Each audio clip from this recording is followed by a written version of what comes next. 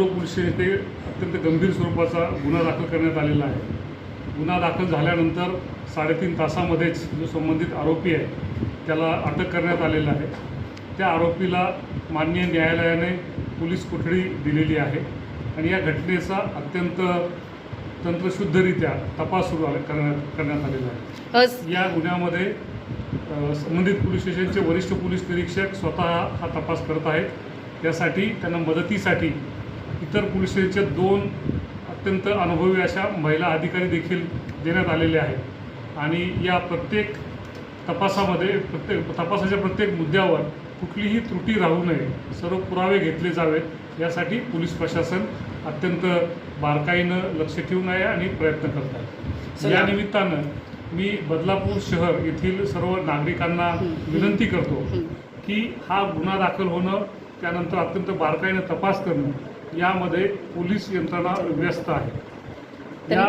जर या निमित्तानं भावनेच्या आहारी जाऊन कोणते ठिय्या आंदोलन करणं, बदलापूर बंद करणं किंवा इतर स्वरूपाचं काही ॲजिटेशन करणं हे केल्यास जे तपास यंत्रणा तपासामध्ये बिझी आहे त्यामध्ये डिट्रॅक्शन निर्माण होतं आहे, तपासामध्ये अडथळा येतो आहे।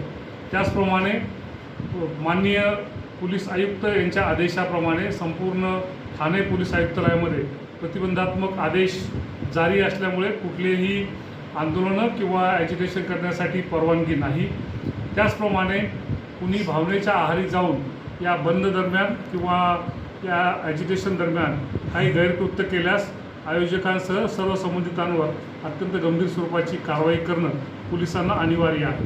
त्यामुळे पोलीस दलाच्या वतीनं मी सर्व बदलापूरकरांना नम्रतापूर्वक आवाहन करतो की या घटनेमध्ये अत्यंत बारकाईनं सूक्ष्मपणे तपास सुरू आहे।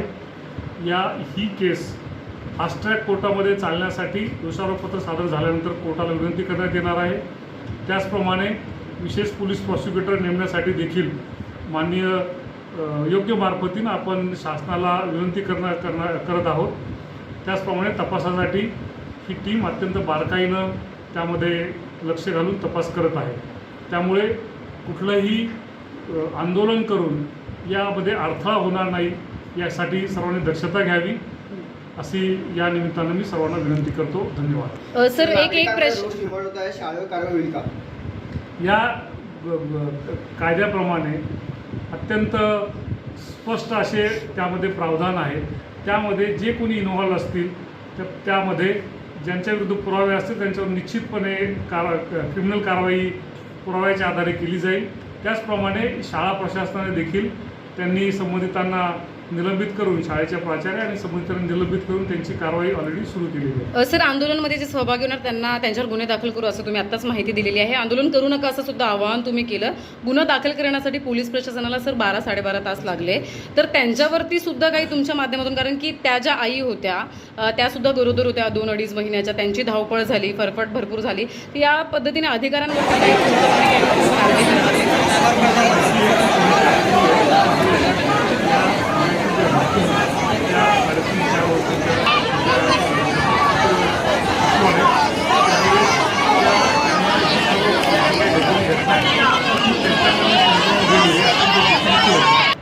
हे समजावून घेतल्यानंतर त्यांच्या कुटुंबियांच्या मदतीने हे समजावून घेतल्यानंतर ते दाखल करणं, त्याप्रमाणे नवीन कायद्यातील प्रावधानाप्रमाणे ते तरतूददृष्ट्या अप्रूव्ह करणं ही थोडीशी वेळखाऊ प्रक्रिया आहे। भरपूर 12-13 तास लागलेले नाही आहे। तर 11:30 वाजता गुन्हा दाखल झाल्यावर 3:30 वाजता लगेच आरोपी अटक करण्यात आली आणि या सर्व प्रकरणामध्ये कुठलाही विलंब होणार नाही याची दक्षता पोलीस दल घेत आहे। धन्यवाद।